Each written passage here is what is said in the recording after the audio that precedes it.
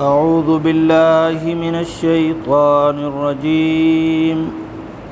بسم الله الرحمن الرحيم.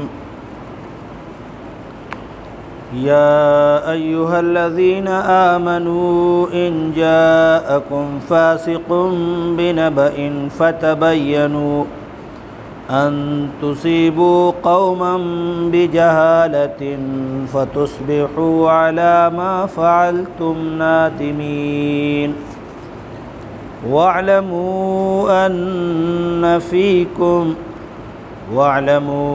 أن فيكم رسول الله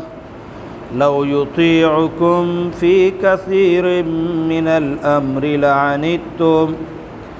ولكن الله حبب إليكم الإيمان وزينه في قلوبكم وكره إليكم الكفر والفسوق والعصيان أولئك هم الراشدون فضلا من الله ونعمة واللہ علیم حکیم. وَإِن طَائِفَتَانِ مِنَ الْمُؤْمِنِينَ اقْتَتَلُوا فَأَصْلِحُوا بَيْنَهُمَا فَإِن بَغَتْ إِحْدَاهُمَا عَلَى الْأُخْرَى فَقَاتِلُوا الَّتِي تَبْغِي حَتَّى تَفِيءَ إِلَى أَمْرِ اللَّهِ فَإِن فَاءَتْ فَأَصْلِحُوا بَيْنَهُمَا بِالْعَدْلِ وَأَقْسِطُوا إِنَّ اللَّهَ يُحِبُّ الْمُقْسِطِينَ. إِنَّمَا الْمُؤْمِنُونَ إِخْوَةٌ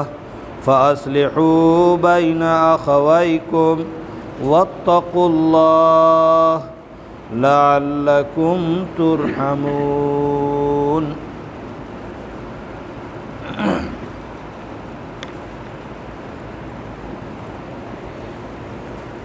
ارشاد خداوندی ہے یا ایھا الذین آمنو، اے ایمان والو، اے وہ لوگو جو ایمان لائے ہو،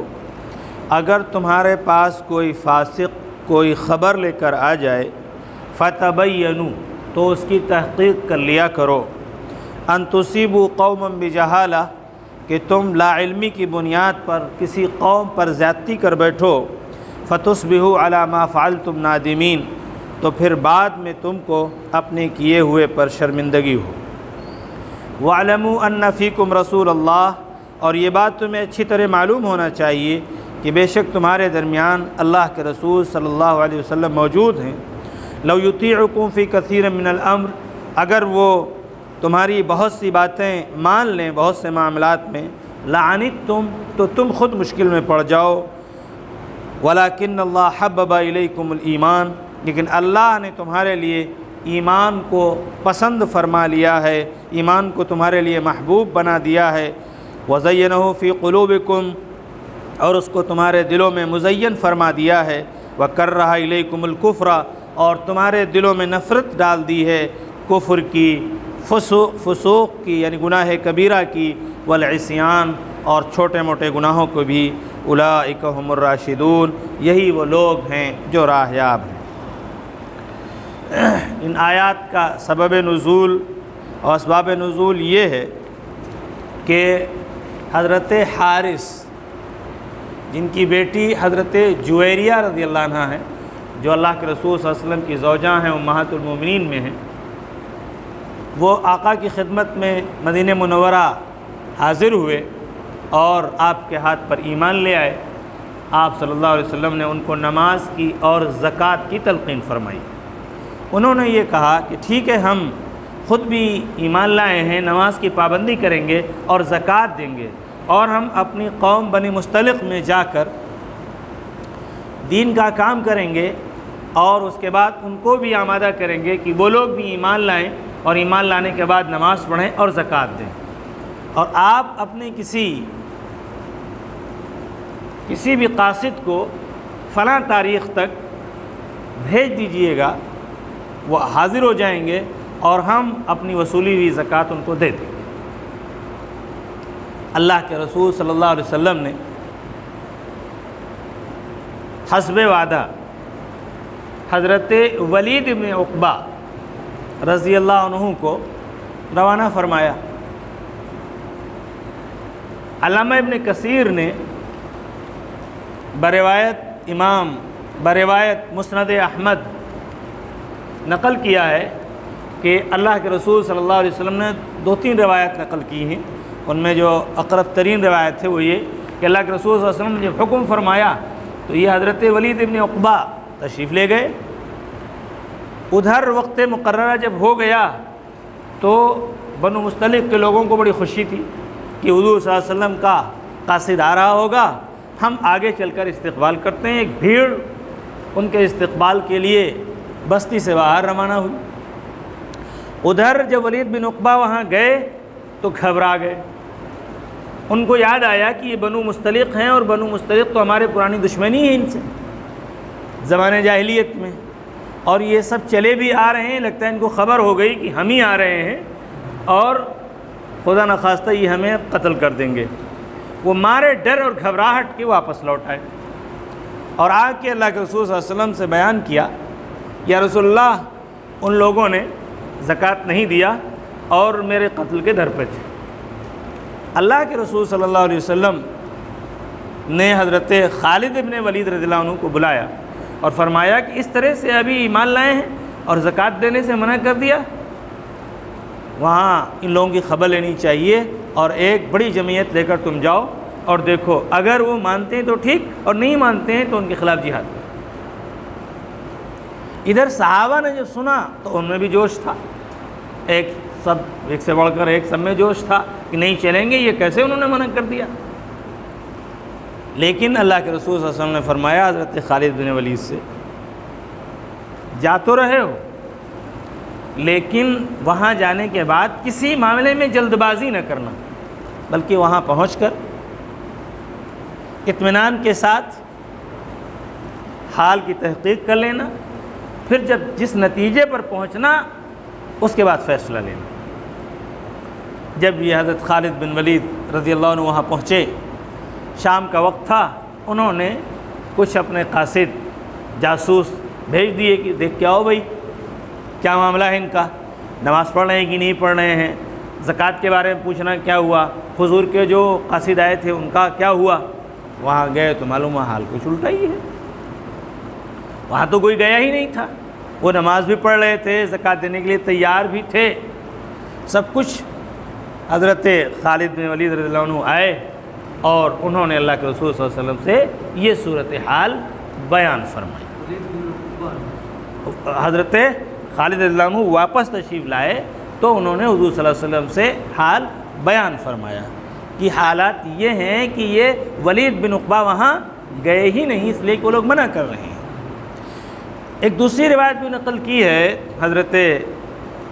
علامہ ابن کثیر نے کہ ولید ابن عقبہ وہاں گئے اور جانے کے بعد قوم کو دیکھ کر گھبرا گئے اور گھبرا کے لوٹ کے آئے، اور اس کے بعد حضور صلی اللہ علیہ وسلم سے بیان کیا تو صحابہ کو جوش میں ہوا، اور اس کے بعد حضور نے بھیجا۔ ادھر سے یہ جماعت جا رہی تھی، ادھر وہ انتظار کر کے اس خوف سے کہ اللہ کے رسول صلی اللہ علیہ وسلم نے وقت موعود پر بھیجا نہیں، خدا نخواستہ ناراض تو نہیں ہو گئے ہیں، آپ ناراض تو نہیں ہو گئے ہم لوگوں سے،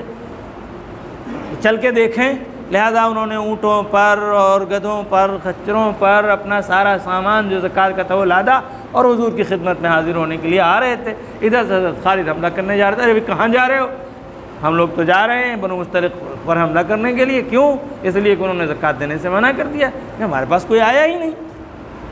ہمارے پاس کوئی آیا ہی نہیں۔ آقا کی خدمت میں حاضر ہوئے، اور اس کے بعد حضرت حارث نے کہا کہ رسول اللہ ہمارے پاس کوئی آیا ہی نہیں، ولید کی ہم نے چہرہ ہی نہیں دیکھا کہ ہمارے یہاں حاضر ہوئے ہوں۔ تب اللہ تبارک و تعالیٰ نے ان آیات کو نازل فرمایا اور اس میں یہ حکم فرمایا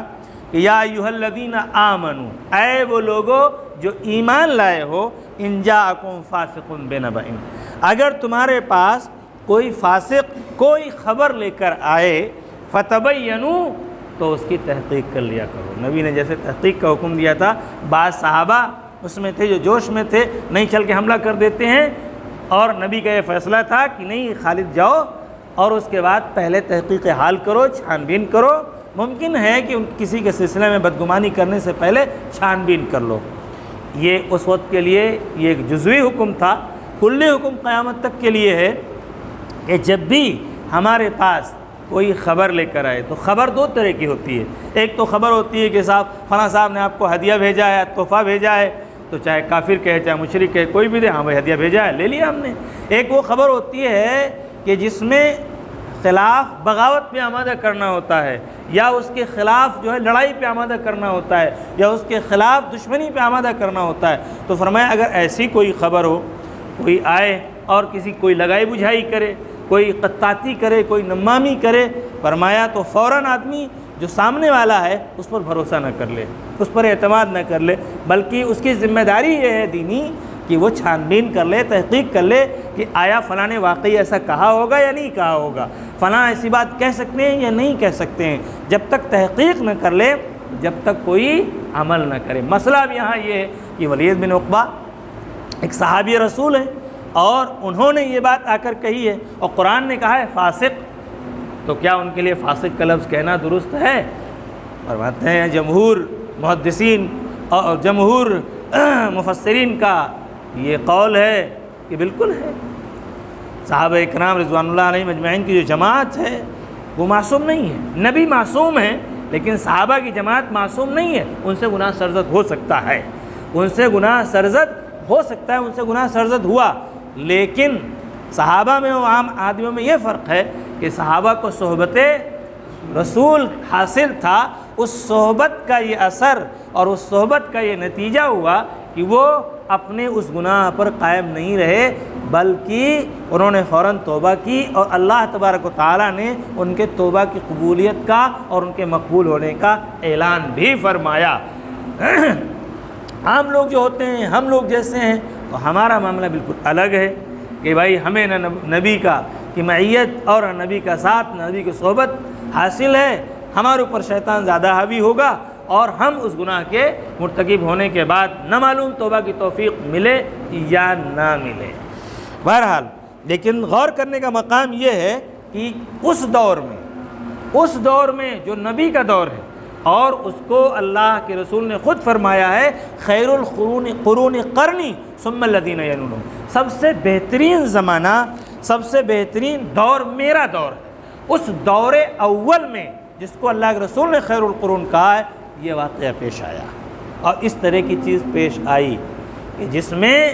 جس میں اللہ تبارک و تعالیٰ کو ان آیات کو نازل کرنا پڑا۔ تو آج کے ہمارے گئے گزرے دور میں اگر ہم کو کوئی خبر دیتا ہے آ کر، اور کوئی غلط بیانی یا کوئی بھی بیانی آ کے ہمارے سامنے کرتا ہے، تو قرآن یہ کہتا ہے کہ ہماری دینی ذمہ داری، اخلاقی ذمہ داری یہ ہے کہ بجائے اس کے کہ جو بھی کہنے والا کہہ رہا ہے وہ صحابی سے بڑا نہیں ہوگا، وہ صحابی رسول سے بڑا نہیں ہوگا، نہ اس سے بڑا متقی ہوگا، نہ اس سے بڑا پرہیزگار ہوگا، اور نہ اس سے بڑا اللہ کا خوف رکھنے والا ہوگا، نہ اس سے زیادہ اللہ سے ڈرنے والا ہوگا، اور نہ ان سے بڑا ذاکر ہوگا، غافل ہی ہوگا۔ اس دور کا آدمی اگر وہ کتنا بھی ہم کو متقی و پرہیزگار لگے، اگر وہ کوئی ایسی بات کہتا ہے جس میں عداوت کی بو آ رہی ہے، دشمنی کی بو آ رہی ہے، اختلاف کی بو آ رہی ہے، کسی کے خلاف جا رہی ہے وہ بات جس سے اختلاف پیدا ہو سکتا ہے، تو پھر اس سلسلے میں ہمیں سہل انگیزی نہیں کرنا چاہیے، اس کی بات نہیں مان لینی چاہیے، بلکہ قرآن کے اس نسخے پر عمل کرنا چاہیے۔ آئے وہ لوگوں جو ایمان لائے ہو، اگر تمہارے پاس کوئی فاسق آ جائے، یعنی قرآن یہ کہتا ہے آنے والے کو ہم متقی و پرہیزگار اور بے گناہ اور معصوم نہ سمجھیں، بلکہ جو بھی بیان کر رہا ہے ہم اس کو یہی سمجھیں کہ کہیں نہ کہیں سے ہو سکتا ہے کہ نفس کا غلبہ، شیطان کا غلبہ، یا کوئی غلبہ ہو سکتا ہے اس پر جس کی بنیاد پر یہ کہہ رہا ہے۔ ہمیں 100% اس کے اوپر یقین نہیں کر لینا چاہیے، چاہے جتنا بڑا متقی ہمیں دکھائی دے۔ فرمایا ہے وہ لوگوں جو ایمان لائے ہو، اگر تمہارے پاس کوئی فاسق کوئی خبر لے کر آ جائے، فتبینوا، تو اس کی چھان بین کر لو، ان تصیبوا قوما، کہ تم کسی قوم پر، کسی جماعت پر زیادتی کر بیٹھو، بجہالت، لا علمی کی بنیاد پر، تمہیں پتہ نہ ہو اور لا علمی کی بنیاد پر، جیسے یہاں اگر خدا نہ خواستہ ایسا ہو جاتا، حملہ ہو جاتا تو کتنی بڑی چوک ہو جاتی۔ فَتُصْبِحُوا عَلَىٰ مَا فَعَلْتُمْ نَادِمِينَ، پھر بعد میں تم کو اپنے کیے پر شرمندگی ہو۔ تو اس شرمندگی سے بچنے کے لیے پہلے چھان بین اور تحقیق کر لینا چاہیے۔ آگے فرمایا وَاعْلَمُوا أَنَّ فِيكُمْ رَسُولَ اللَّهِ، اب بعض وہ صحابہ ان کو تنبیہ کی گئی جو جوش میں تھے کہ بس کچھ نہیں معاملہ کرنا چاہیے، بہت زیادہ سوچ بچار کی ضرورت نہیں ہے، کیوں انکار کر دیا؟ فرمایا اللہ نے تنبیہ کی وَاعْلَمُوا، تمہیں اچھی طرح سے معلوم ہونا چاہیے أَنَّ فِيكُمْ رَسُولَ اللَّهِ، کہ تمہارے درمیان اللہ کے رسول موجود ہیں، لَوْ يُطِيعُكُمْ فِي كَثِيرٍ مِّنَ الْأَمْرِ، اگر وہ بہت سی چیزوں میں تمہاری باتیں مان لیں، بہت سے معاملات میں تمہاری باتیں مان لیں، لَعَنِتُّمْ، تو تم خود مشکل میں پڑ جاؤ گے۔ اس لیے یہ حکم ہے کہ نبی پاک صلی اللہ علیہ وسلم جب تک موجود تھے، آپ تشریف فرما تھے، تو صحابہ کو یہ حکم تھا اور صحابہ کے لیے حکم ہے کہ وہ حضور کی موجودگی میں اپنے دنیاوی امور میں بھی ان کو یہ حق حاصل نہیں تھا، یہ حق حاصل نہیں ہے کہ نبی کے سامنے نبی پر اپنا حکم، اپنا آرڈر، اپنی فکر، اپنی سوچ کو تھوپیں، بلکہ دنیاوی چیزوں میں بھی جو نبی فرمائیں وہی کریں، ورنہ مشکل میں پڑ جائیں گے۔ اسی طرح سے آج سے لے کر قیامت تک، حضور کے بعد سے لے کر قیامت تک کے انسانوں کے لیے گویا یہ حکم ہے کہ ہم اپنی کسی بھی معاملے میں، کسی بھی چیز میں اپنی فکر کے بارے میں یہ نہ سوچیں کہ فلاں عمل اور فلاں کام اور ہماری سوچ کے مطابق یہ کام ہو جائے، ہماری فکر کے مطابق یہ کام ہو جائے، ہمارے فائدے کے مطابق یہ کام ہو جائے، بلکہ ہماری سوچ یہ ہونی چاہیے کہ شریعت جو کہہ رہی ہے، نبی کا فرمان جو ہے، اللہ کا حکم جو ہے، اس کے مطابق کام ہو جائے۔ یہ ہو نہ کہ ہم جیسا چاہ رہے ہیں ایسی شریعت ہو جائے، ایسی اللہ کا حکم ہو جائے، یہ فکر نہ ہو۔ آگے فرمایا وَاعْلَمُوا أَنَّ فِيكُمْ رَسُولَ اللَّهِ لَوْ يُطِيعُكُمْ فِي كَثِيرٍ مِّنَ الْأَمْرِ عَنِتُّمْ وَلَٰكِنَّ اللَّهَ حَبَّبَ إِلَيْكُمُ الْإِيمَانَ، آگے اللہ نے اپنا انعام اور اکرام صحابہ اکرام رضوان اللہ علیہم اجمعین پر گنوایا کہ تم مشکل میں پڑ جاؤ، لیکن اللہ نے یہ انعام کیا ہے کہ تمہارے لیے ایمان کو محبوب بنا دیا ہے۔ صحابہ کی یہ خصوصیت ہے کہ ایمان ان کو بہت محبوب تھا، ایمان ان کو بہت دل و جان سے پیارا تھا، ہر چیز، ہر نعمت سے بڑھ کر، ہر جو ہے نفع سے بڑھ کر ان کے لیے ایمان بہت ہی قابل قدر اور قابل قیمت تھا، اور اللہ نے اس کو تمہارے دلوں میں مزین فرما دیا ہے، اللہ نے تمہارے دلوں کو اس سے سجا دیا ہے، تمہارے دل ایمان سے مزین ہیں۔ اور دوسرا کام اللہ نے تمہارے اوپر احسان یہ کیا ہے، کر رہا الیکم الکفر، کہ نفرت ڈال دی ہے اللہ نے تمہارے دلوں میں، کس کی؟ کفر کی نفرت اللہ نے صحابہ کے دل میں ڈال دی تھی، والفسوق، اور گناہ کبیرہ کی، کہ اگر ہو بھی گیا تو یہ جرأت کہ حضرت فاطمہ ایک صحابیہ ہیں، وہ فاطمہ بنت عمیس ہیں غالباً، وہ ان سے سرزد ہو گیا زنا کا جرم، حضور صلی اللہ علیہ وسلم کی خدمت میں آئیں فوراً، یا رسول اللہ پاک کر دیجئے۔ اللہ کے رسول صلی اللہ علیہ وسلم نے فرمایا نہیں، وہ تم نے چھو لیا ہوگا، تم نے یہ کر لیا ہوگا،